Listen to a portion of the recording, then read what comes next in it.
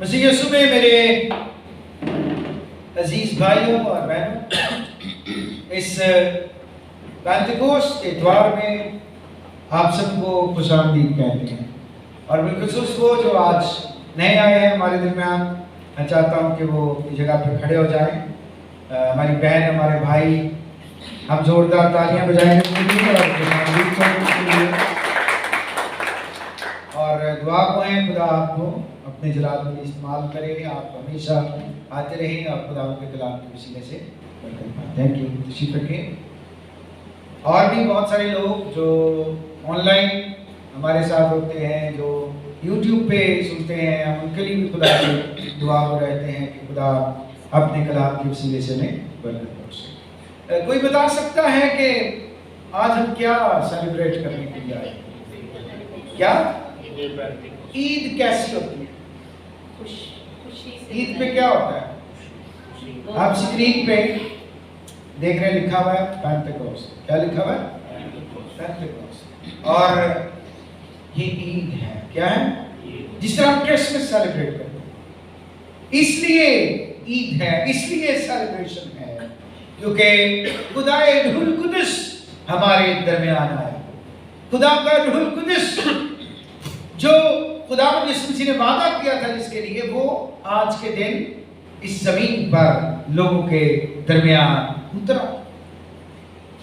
اور میں آپ کو یہ بتانا چاہتا ہوں کہ اس سے پہلے بھی روح القدس زمین پر نازل ہوا، اس سے پہلے بھی خدا کا روح مختلف لوگوں کی زندگی میں کام کرتا رہا، لیکن وہ پارشلی تھا، وہ ایک مخصوص انسان کے لیے مخصوص وقت اور معین مدت کے لیے تھا۔ مثلا آپ پرانے نامے میں پڑھتے ہیں کہ خدا کی روح شمشون پر نازل ہوتی تھی، خدا کی روح داؤد پر نازل ہوتی تھی، خدا کی روح انبیاء پر نازل ہوتی تھی، اور انبیاء نبوت کرتے تھے، خدا کا کلام لوگوں کے سامنے پیش کرتے تھے۔ وہ بھی خدا کا روح ہے، روح کی ہدایت سے اور روح کی مدد سے کرتے تھے۔ لیکن آج کا دن کلیسیا کے لیے بڑی اہمیت کا حامل ہے، کیونکہ آج کے دن روح القدس مکمل طور پر، کلی طور پر خدا باپ اور خدا بیٹے کی طرف سے انسانوں کی مدد کے لیے دے دیا گیا، اور روح القدس کا نزول اس بات کی دلالت ہے کہ خدا انسان کو کبھی تنہا نہیں چھوڑتا۔ خدا اپنی ذات میں، خدا اپنے وعدوں میں بالکل کامل اور اکمل ہے۔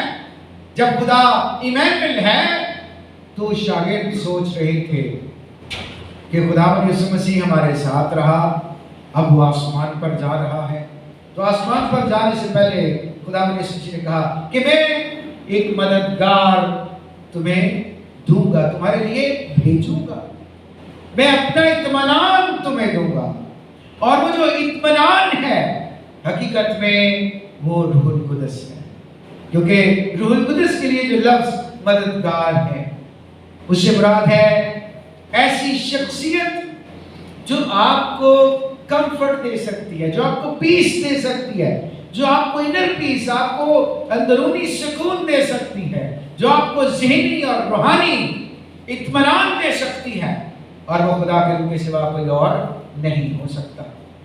اس لیے آج کا دن ایمانداروں کے لیے بڑی اہمیت کا حامل ہے، اس لیے چونکہ روح القدس ایمانداروں کے بیچ میں اترا، روح القدس ایمانداروں کے بیچ میں آیا، اور آج تک وہ ایمانداروں کے ساتھ ہے، آج تک وہ دنیا میں موجود ہے، تاکہ ایمانداروں کو خداوند یسوع مسیح کی گواہی پر قائم رکھ سکے، تاکہ ایمانداروں کے ایمان کو مضبوط رکھ سکے، اور ایمانداروں کو خدا کی بادشاہی کے لیے تیار کر سکے۔ اس سے پہلے کہ ہم آگے بڑھیں، میں آپ کو یہ باور کرانا چاہتا ہوں کہ روح القدس کوئی چیز نہیں ہے۔ میں نے بہت سارے لوگوں کو جو اپنے آپ کو دعویٰ کرتے ہیں کہ وہ روح القدس کی مدد سے کام کرتے ہیں، روح القدس کی ہدایت سے چلتے ہیں، میں نے ان کو کہتے سنا ہے کہ روح القدس کیا ہے، وہ اس لیے یہ فکرہ کہتے ہیں کیونکہ ان کو روح القدس سے واقفیت نہیں ہے۔ اگر روح القدس سے واقفیت ہو تو وہ ایسے نہ کہیں، کیونکہ روح القدس کیا نہیں ہے، روح القدس کون ہے؟ کیونکہ روح القدس ایک شخصیت ہے، روح القدس جذبات رکھتا ہے، روح القدس ارادہ رکھتا ہے، روح القدس اپنے اندر رحم اور ترس رکھتا ہے، اور یہ ساری چیزیں اس کے ایک شخصیت ہونے کو ظاہر کرتی ہیں۔ اس لیے جو ایماندار ہے وہ سمجھتا ہے کہ روح القدس کون ہے۔ روح القدس خدا ہے، روح القدس خدا ہے، روح القدس خدا ثالوث کا تیسرا اقنوم ہے۔ اقنوم کہتا ہے روحانی شخصیت کو۔ خدا جو ثالوث ہے، جس پر ہم ایمان رکھتے ہیں مسیحی عقیدے کے مطابق، خدا باپ، خدا بیٹا اور خدا روح القدس، ہم ان تینوں کو الگ نہیں کر سکتے، اور ان تینوں میں سے ایک بھی اگر نکل جائے تو خدا کی ذات مکمل نہیں ہوتی۔ خدا باپ، خدا بیٹا، خدا روح القدس اپنی اپنی ذمہ داریوں میں، اپنے اپنے کام میں مختلف ہیں، لیکن وہ اپنے جوہر کے اعتبار سے، وہ اپنے ایسنس کے اعتبار سے بالکل ایک ہیں۔ وہ اپنی ذات میں ایک ہیں، اپنے کام میں ان کی ذمہ داریاں فرق فرق ہیں، لیکن وہ اپنے جوہر میں، اپنی ذات میں ایک ہیں۔ اور یہ بالکل ایسے ہی ہے جیسے کوئی مجھے بتا سکتا ہے پانی کا فارمولا کیا ہے؟ H2O۔ اب اگر اس پانی کو آپ مائع حالت میں، پگھلی ہوئی حالت میں ٹیسٹ کریں تو اس کا فارمولا کیا ہوگا؟ H2O۔ اگر آپ اسی پانی کو کسی چیز میں رکھ کے، برتن میں ڈال کے فریز کر لیں، برف بن جائے گا، وہ جو مائع ہے کس میں تبدیل ہو جائے گا؟ برف میں، ٹھوس صورت میں۔ اس کا فارمولا چیک کریں کیا ہوگا؟ Same formula H2O۔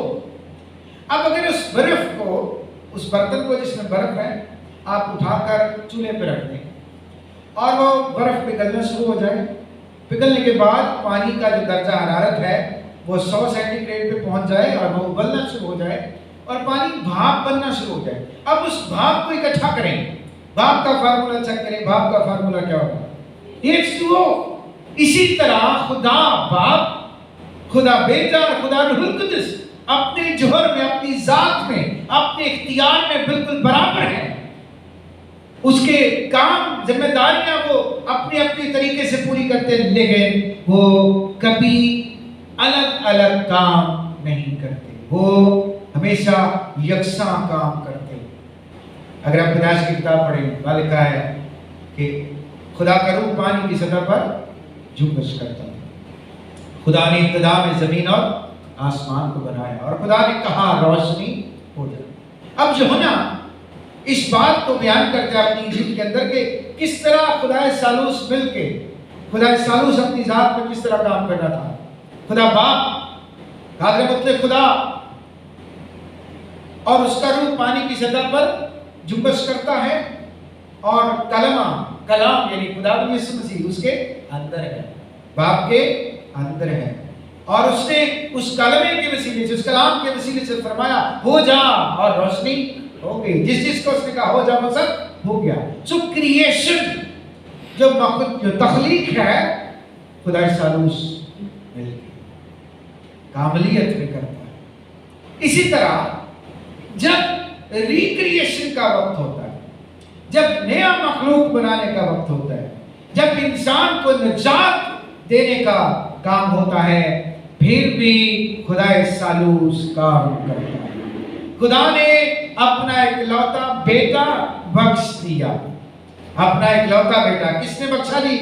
باپ نے۔ اسی لیے میں ہمیشہ لوگوں کو کہتا ہوں، ایمانداروں کو جو دعا کرتے ہیں یسوع باپ کہہ کے، بہت سارے لوگ کہتے ہیں کہ والد صاحب پوچھتے ہیں بھائی کیا حال کرتے ہیں، یسوع باپ دا بڑا کرم ہے۔ بائبل ہمیں کہیں بھی نہیں کہتی کہ یسوع باپ ہے، انجیل ہمیں کہیں نہیں گواہی دیتی کہ یسوع باپ ہے۔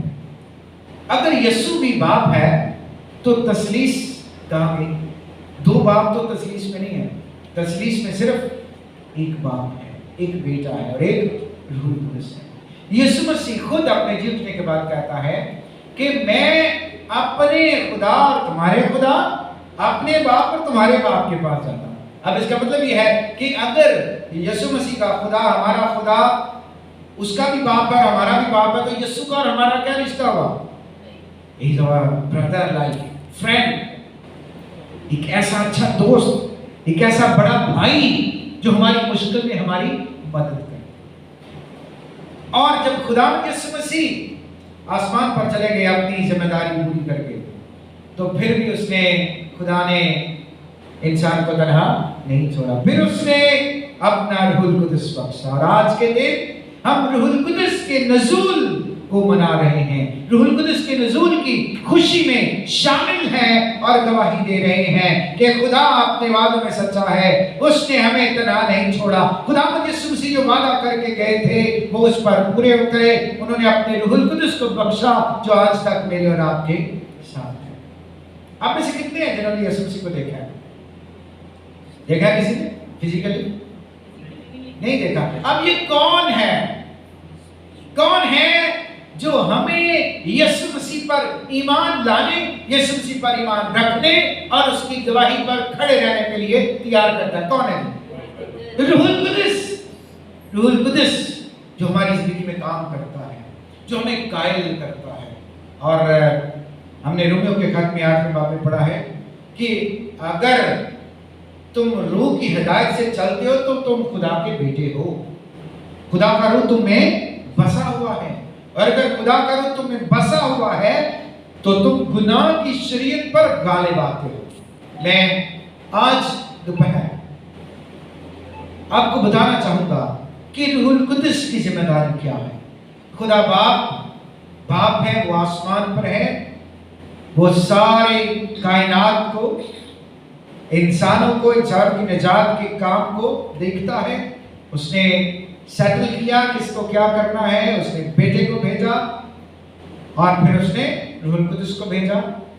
اب خدا نے اپنی محبت کا اظہار کیا بیٹے کو دے کر، بیٹے نے اپنی جان دے کر ہمیں موت اور گناہ سے رہائی بخشی، ہمیں ابلیس کے شکنجے سے رہائی بخشی۔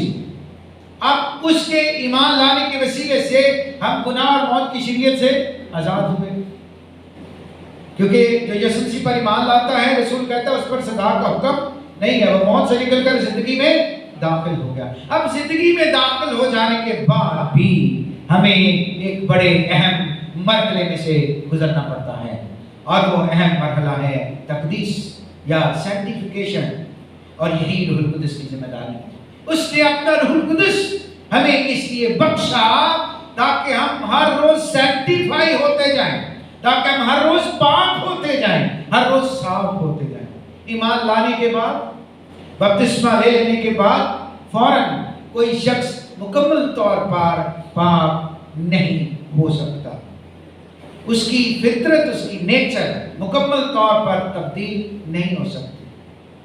وہ اقرار کرتے ہیں، جب ہم بپتسمہ لیتے ہیں یسوع مسیح کے نام سے، تو بپتسمے میں جب ہم پانی کے ساتھ بپتسمہ لیتے ہیں تو ہم کہتے ہیں کہ ہم اس بپتسمے کے وسیلے سے یسوع مسیح کی موت میں اور اس کے جی اٹھنے میں شامل ہو گئے ہیں۔ ہم گناہ کے اعتبار سے مر گئے ہیں اور جسم روح کے اعتبار سے جی اٹھے ہیں، جسمانی طور پر مر گئے اور روحانی طور پر جی اٹھے۔ اب اس روحانی زندگی کے اندر ہمیں سیکھنے کی ضرورت پڑتی ہے۔ اب ایسا ہے کہ اگر کوئی شخص پیانو سیکھنا چاہتا ہے تو شعیب بھائی، جب پہلے دن آپ اس کو شاگرد بنائیں گے تو شاگرد بننے کے فوراً بعد کیا وہ پورا پیانو جان لے گا؟ نہیں، اس کے لیے کیا کرنا پڑے گا؟ اسے باقاعدہ آپ کے پاس آنا پڑے گا، باقاعدہ کلاس لینی پڑے گی، اور اس کلاس کے بعد کہیں جا کر ایک وقت کے بعد وہ اس کو مکمل طور پر سمجھے۔ ہم خدا کی محبت کو جان کر، اس کے بیٹے یسوع مسیح پر ایمان لا کر اپنے آپ کو مسیحی ایماندار ڈکلیئر کرتے ہیں۔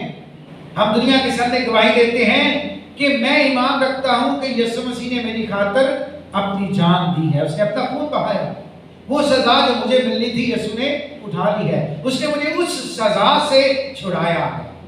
کس سزا سے؟ وہ سزا جو صلیب کی سزا تھی، جو گناہ کی مزدوری موت تھی۔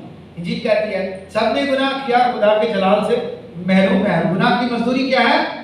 گناہ کی مزدوری موت ہے۔ اب یہ خدا کا عدل ہے، آدم نے گناہ کیا، بائبل کہتی ہے کہ ایک آدم کے گناہ کے وسیلے سے پوری نسل انسانی گناہ کی زد میں آ گئی، پوری نسل انسانی گناہ کی سزا کی مرتکب ہو گئی، وہ موت کے حقدار ہو گئی۔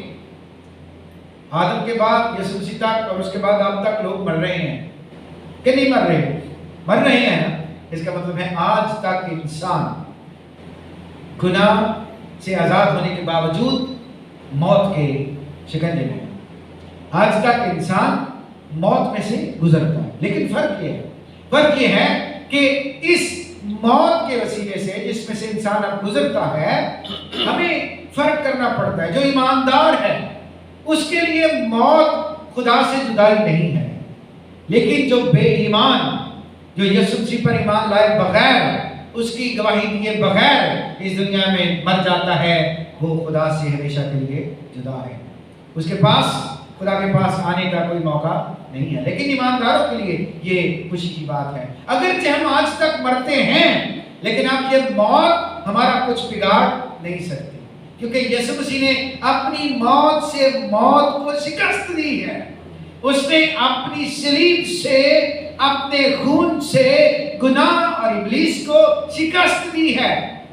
اب ہماری تصدیق ہو گئی ہے۔ یہ نجات کا پہلا مرحلہ ہے، یاد رکھیں۔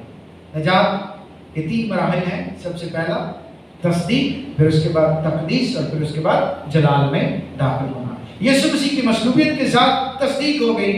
یسوع مسیح نے کہا کہ اب انسان اس سزا سے جو آدم کے وسیلے سے آئی تھی آزاد ہوا، چھوٹ گیا۔